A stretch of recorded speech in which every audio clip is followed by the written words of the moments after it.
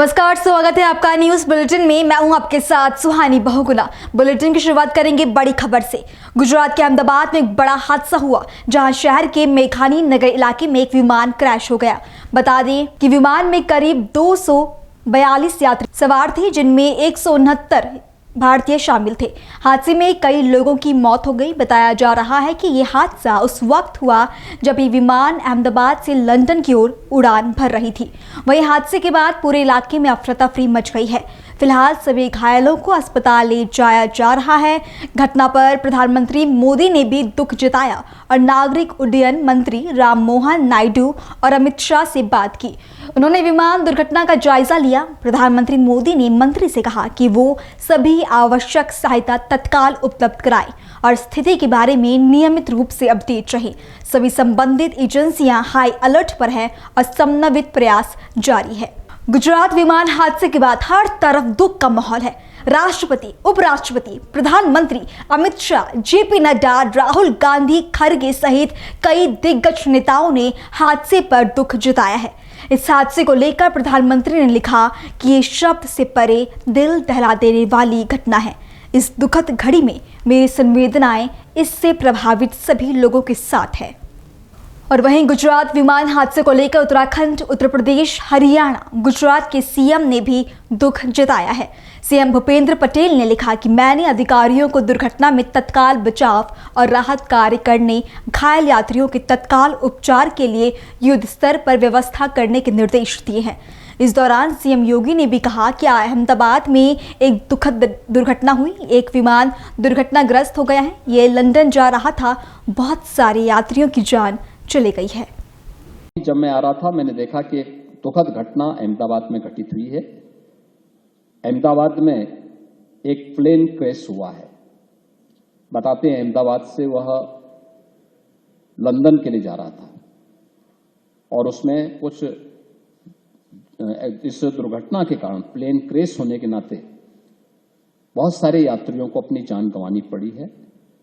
ईश्वर से मैं सबकी सुरक्षित रहने की कामना करता हूं और ईश्वर से प्रार्थना करता हूं कि इस प्रकार की किसी भी प्रकार के हादसे से हम जनहानि को बचा सकें।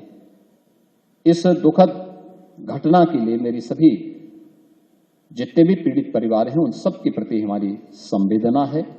मैं एक बार फिर से आप सबके प्रति अपनी मंगलमय शुभकामनाएं देता हूं और विश्वास करता हूं कि जीवन में परिश्रम को आप सर्वोच्च। गुजरात विमान हादसे को लेकर हर कोई शोक में है।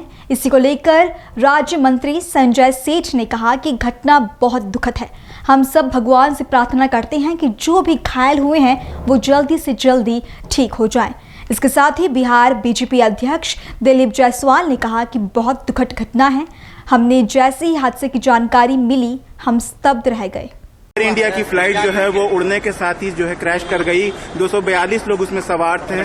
क्या कहिएगा सर उस पर? बहुत ही दुखद घटना है। हम लोग जैसे इस घटना के बारे में टीवी में देखे तो स्तब्ध रह गए। बहुत ही दुखद घटना।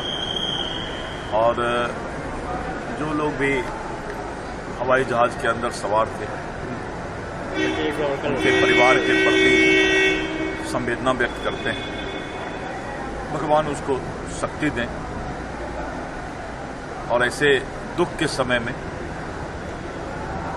भगवान से प्रार्थना है कि उस परिवार को आप धैर्य दें और उस पुण्यात्मा को शांति। गुजरात घटना बहुत दुखदायी है और मैं रामगढ़ जिले के कार्यक्रम में था। मेरे मीडिया कर्मियों ने वहां सूचना दी।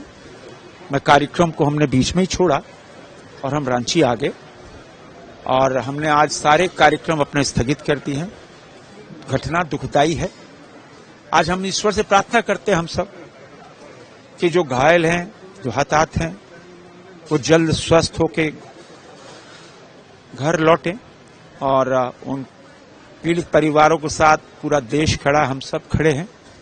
आज इतने हम सब प्रार्थना कर सकते हैं कि जो घायल हैं जल्दी स्वस्थ होकर अपने परिवारजन के पास पहुंचे। आज हम सब ईश्वर से यही प्रार्थना कर रहे हैं। खबर महाराष्ट्र के अकोला से, जहां अकोला महानगर पालिका के इलाके में गंदे पानी की निकासी के लिए अमृत अभियान के चरण 2 चलाया जा रहा है, जिसके अंतर्गत भूमिगत गटर योजना के लिए केंद्र और राज्य सरकार ने 683 करोड़ रुपए की निधि को मंजूरी दी है। इसको लेकर मुख्यमंत्री देवेंद्र फडणवीस ने बीजेपी की ओर से आयोजित विकास संवाद सभा को संबोधित करते हुए कहा कि अधिकारियों ने ये कहते हुए इस बैराज की फाइल बंद कर दी थी कि काटी पाटी बैराज का प्रस्ताव नहीं बनाया जा सकता। उन्होंने कहा कि विधायक रणधीर सावरकर से सीखने लायक बात है। श्री सावरकर ने हर समस्या का समाधान करते हुए एक बेहतरीन प्रस्ताव पेश किया और आखिरकार इस प्रस्ताव को मंजूरी मिलने की जानकारी उन्होंने दी। और प्रयागराज से जबरन लिंग परिवर्तन करने का मामला सामने आया है, जहां एक युवक ने बैंक मैनेजर पर जबरन अप्राकृतिक संबंध बनाने और लिंग परिवर्तन करने का आरोप लगाया है। युवक ने बताया कि आरोपी और उसके पिता ने दिल्ली ले जाकर जबरन उसका लिंग परिवर्तित कर दिया। युवक ने आरोपियों के खिलाफ मुकदमा दर्ज न होने पर पुलिस कमिश्नर से कार्रवाई की मांग की है। मेरा सेक्स एक्सचेंज करवा दिया था प्रभात पांडे ने, उसी में प्यार करती थी, वो मुझसे प्यार करता था। 3 साल का रिलेशन चल रहा था, प्यार करती थी। जाकर मैं सांस नहीं खोलती, मुझे अप्रैल में 25 तारीख को मारा गया था। ठीक है, मेरा फोन उन्होंने सब फोड़ डाला, मुझे छोड़ भी दे रहा है, इसलिए मैं आई थी यहाँ पर। फर्जी पत्रकारों पर कार्रवाई करते हुए बुलंदशहर पुलिस ने रौब झाड़कर पैसे वसूलने वाले 2 पत्रकारों को गिरफ्तार किया है। दोनों पत्रकारों की पहचान अभिषेक राणा और प्रभात कुमार के रूप में हुई है। पुलिस ने आरोपियों के कब्जे से फर्जी आईडी कार्ड और 3 मोबाइल फोन बरामद किए हैं। सर, खुर्जा कोतवाली नगर में 2 फर्जी पत्रकारों को पकड़ा गया, क्या पूरा मामला है सर? क्या ये लोग करते हैं?